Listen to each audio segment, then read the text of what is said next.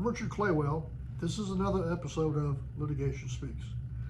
Today I want to talk to you about internal controls and how fraud can be committed very easily when these internal controls are violated. Internal controls are part of the accounting system that consists of procedures, mechanisms, checklists that creates the integrity of the financial statements that you're going to be reviewing. This helps prevent fraud and promotes efficiency and effectiveness in an organization. I want to talk to you about 3 different examples of some fraudulent activities which are kind of interesting.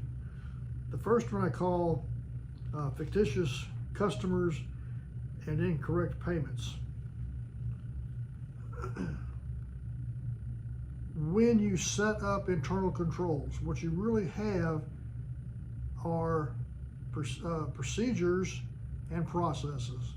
So with the procedures, internal controls, you say, I'm going to do whatever. And that's what a lot of companies do. They stop there. They don't have the procedures. How are you going to implement that? And the cases I'm going to talk to you about is on the failure of the implementation. What these people did was they had internal controls where they were going to restrict how you set up a customer. So the internal controls were there. It said that they would verify that the customer was not a previous customer.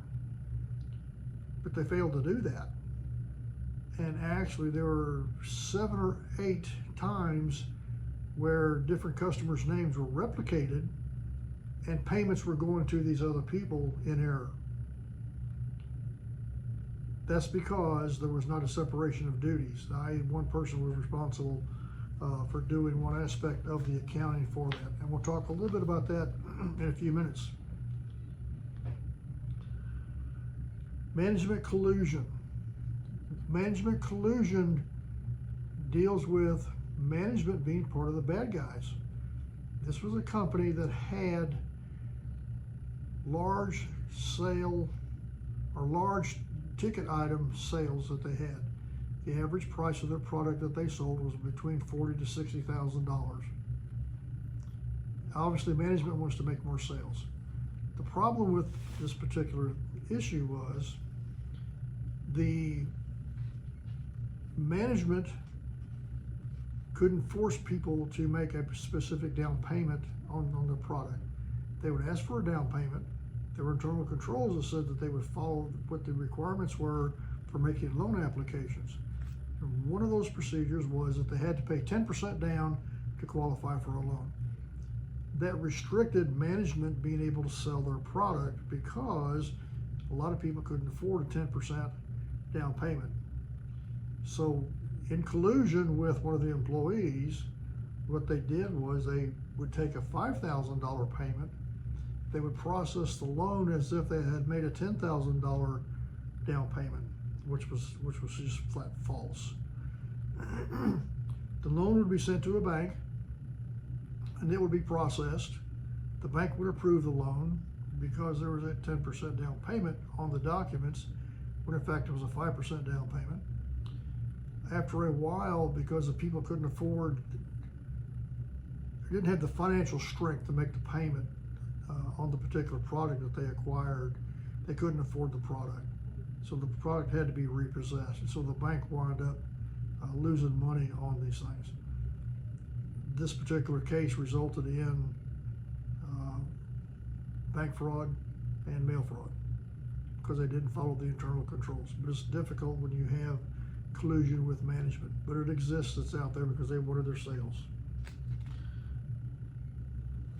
Another case that's kind of interesting is this company had their main location. It's actually in the downtown Houston area. They have satellite locations. In those satellite locations is where they sold their product. And these again were high dollar products. People would come in and make payments. This was farming type of equipment. So they would come in when they're in town and make payments on the products that they bought. This company had just hired a new controller. and they were doing an internal audit by an independent CPA firm. The controller noticed that the auditors were not necessarily, or they weren't, counting and verifying the cash. They were interested in the checks, but not the cash. So what the controller did was he took possession of the cash when it would come in, and then he would allocate it to different people that had made different payments. And there's a thing called lapping where you alternate who gets cash, and that's what he started doing. One of the internal control procedures that they have was that employees must take a vacation. He'd been there about 3 years, had never taken a vacation. And in fact, he was embezzling from the company. Just so happened he got sick and he had to be out of the office for about a week. One of the clients called and wanted to talk to the controller. Well, he wasn't there, so he wound up talking to a bookkeeper. And they told him about some inconsistencies in the statements they'd been receiving. So this lady started taking a look at it, and come to find out, he had embezzled about $900,000 over a 3-year time period from this particular company. The reason for that was, there was a couple. Number one, he had control of the cash coming in and coming out, which is a violation of internal controls. He did not take a vacation. He needs to take a vacation just so if you're doing something that will collapse, other people will find that, then you can start getting the accounting done correctly. So those are some things that happens when you don't have internal controls in place. I could go on and on about violation of internal controls and what happens when they don't work, but they can be severe. They can actually take companies under and put them out of business. So it's a very, very serious thing to have. Well, one of the things, just to let you attorneys know, is when you're talking with somebody that's doing some forensic work, you might ask them about separation of duties. And what does that mean? Separation of duties means that you have somebody responsible for different items, i.e. one person is not responsible for all the cash coming in or going out. They're not responsible for all the invoices that go out and the cash receipts coming in. So it's called a separation of duties. And that helps in the processing of payments, reconciling the accounts. You might want to have some internal audits conducted on what those policies and procedures are. You might want to ask the expert if they have any sort of a whistleblower program.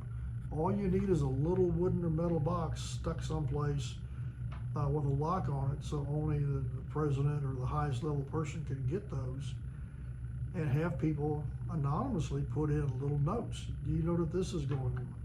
This is happening.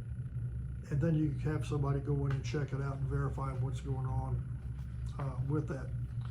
There needs to be training on good conduct within a company, and be ethical with what you're doing. If the employees see that management is doing that, i.e. where we had management collusion, you're not seeing that sort of thing. But make sure that they understand that the management is responsible for this. They want this to be run in an ethical manner.